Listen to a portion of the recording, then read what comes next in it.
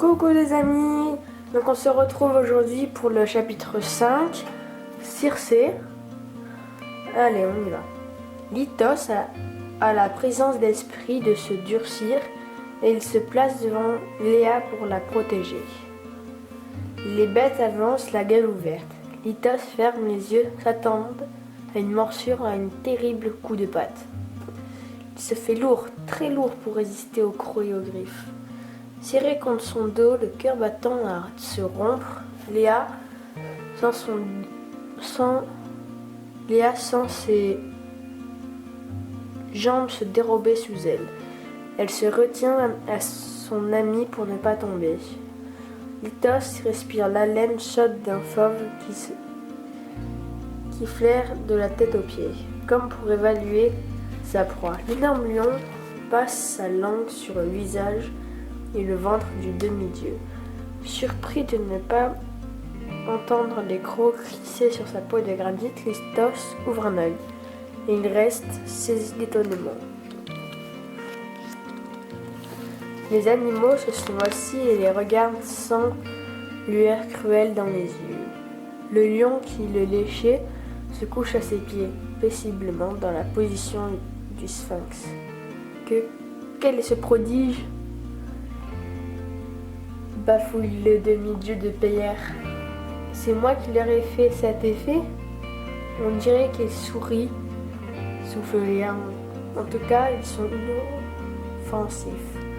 Retrouvant son courage, elle s'approcha du lion et tend la main pour le caresser. Celui-ci se laisse flatter en ronronnant de plaisir, comme un gros chat. Un loup vient se frotter contre Lytos, qui rassuré relâche un peu ses muscles. Où sommes-nous ? Interrogea Léa. Artémis serait enchantée d'habiter un tel endroit où les pires fauves viendraient lui manger dans la mort. Un des lions émet un léger rugissement. Aussitôt, toutes les bêtes se relèvent et, en serrant Léa et Lytos, elles les poussent doucement en avant. Elles veulent nous emmener quelque part, comprend Lytos.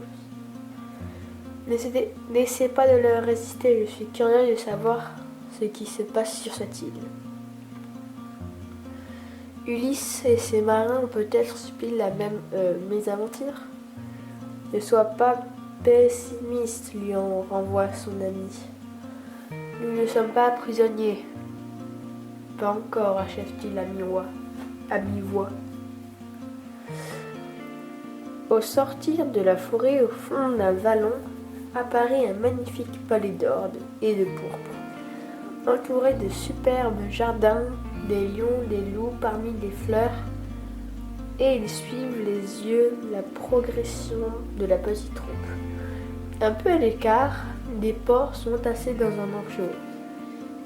Ils se disputent avec une force grommelement, une auge remplie de graines, de glands et de nèfles. Les fauves ne les attaquent pas, remarque Lytos. Pourtant, je suis certain que ces cochons leur servent de nourriture.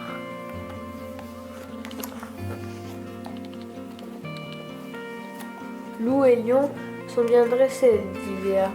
Je me demande qui exerce une telle autorité sur eux. Seul un grand roi peut vivre dans ce magnifique palais.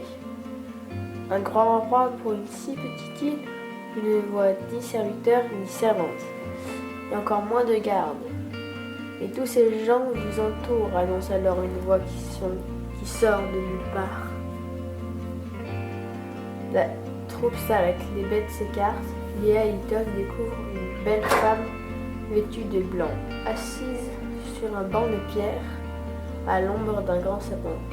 Bienvenue à Ailée, l'île de l'aurore, poursuit la femme en se levant pour venir à leur rencontre. Je suis Circé, la fille d'Hélios, la magicienne, souffle Léa. Je suppose que c'est la tempête qui vous a fait dériver jusqu'à mon île. Poséidon ne m'envoie que des naufragés. Comme Ulysse et ses compagnons, lance la petite déesse, guettant la réaction de Circé. Où sont-ils ? Enchaîne Lytos. Vous prétendez en lisant que les gens nous entourent, or je ne vois que des animaux. Pour toute réponse, la magicienne se contente de sourire en triturant une de ses belles boucles. Léa a un brusque tressaillement. Vous voulez dire que ces lions et ces loups étaient des hommes? Confronta-t-elle effarée. Exactement, confirme Circé. Comme il n'avait aucune conversation intéressante, je les ai transformés en charmantes bêtes qui protègent mon domaine et assurent ma sécurité. Elles sont tous mon commandement. Les marins d'Ulysse ne savaient que se plaindre des dangers de la mer, trop d'orages, de la faim, de la soif, de leur trop longue absence d'attaque. Je les ai changés en pourceaux afin de leur permettre de continuer à grogner. Ulysse est un cochon, s'étrangle Lytos sur un ton horrifié. Lui? Non. Il me berce des douces paroles en me narrant ses exploits. Mais il arrive à la fin de ses aventures et commence à m'ennuyer. Je vais le métamorphoser à son tour, sans doute en bouc. Quant à vous deux, Circé examine Lytos qui fait une moue. Celui-là est déjà transformé, présume-t-elle. C'est quoi? Une énorme tubercule? Une fièvre géante? Une crotte de dragon? Il a fallu beaucoup d'imagination pour arriver à produire ça. Léa sent son ami s'échauffer, bouillir de colère, craignant qu'il ne roule sur la magicienne pour lui écraser les pieds, ce qui provoquerait aussitôt l'attaque des lions et des loups. Elle se hâte de déclarer: c'est un dieu, tout comme moi. Je suis Léa, la fille de Zeus. Si vous osez changer un seul de nos cheveux en serpenteau, mon père vous le fera payer cher. C'est-il deviendra une verrue et vous, la fille de Zeus, c'est un Circé. Rien que ça. Laisse-moi imaginer ce que je pourrais obtenir du maître de l'Olympe si je gardais sa rejetable prisonnière.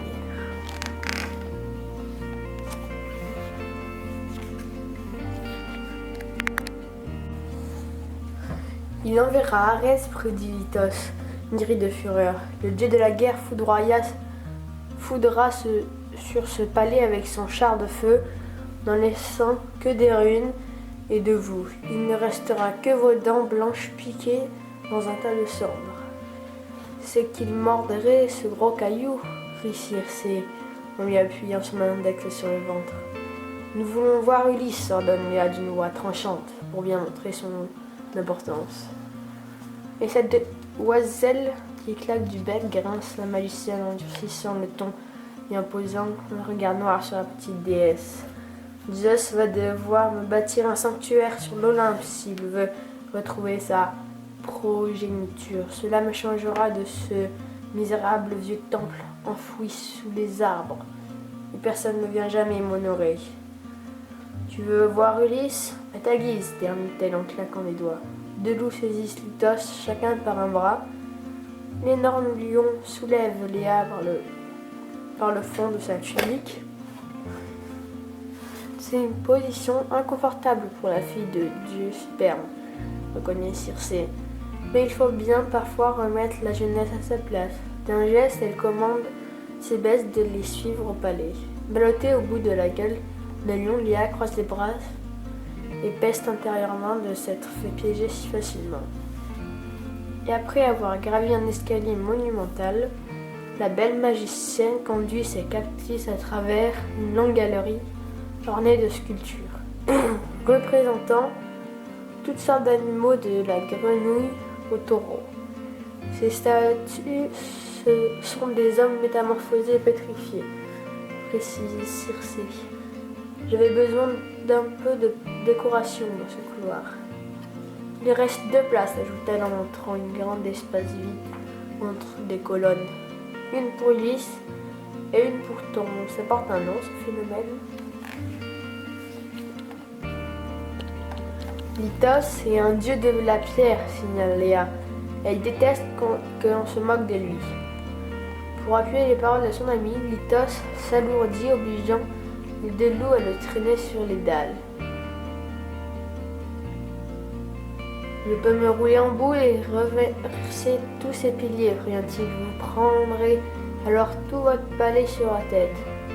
Circé hausse les épaules, consciente que sa magie à elle est bien plus puissante que celle du demi-dieu. Puis elle ouvre une porte donnant sur une pièce éclairée par une autre fenêtre. Située à 2 toises du sol, les bêtes déposent les divinités à l'entrée. Les loups poussent Litos dans le dos pour le forcer à avancer. Comme Léa rechigne, le grand lion lui décoche un coup de queue sur le postérieur à la manière d'un fouet. La jeune déesse franchit le seuil d'un bond. La porte claque derrière elle. Me faire ça à moi, s'étouffe-t-elle en se frottant le derrière furieusement et honteuse à la fois. La chambre est digne d'un roi, juge Titos, en avisant les merveilleuses teintures qui flottent devant les murs. C'est une prison dorée, mais une prison tout de même, complète son ami d'un air maussade. Les fauves doivent surveiller le palais et personne sur le nymphe ne sait où nous nous trouvons. Il y a l'aigle, avance Litos. L'aigle, c'est un cabochard, un loufoque, un zinzin de la pirouette. Il ne pense qu'à s'amuser et n'a pas plus de bon sens qu'une mouche. Il va passer son temps à sauter d'un courant aérien à l'autre, mais jamais il n'imaginera que nous sommes enfermés. Bon, je ne vois vraiment pas comment nous tirer l'affaire cette fois-ci.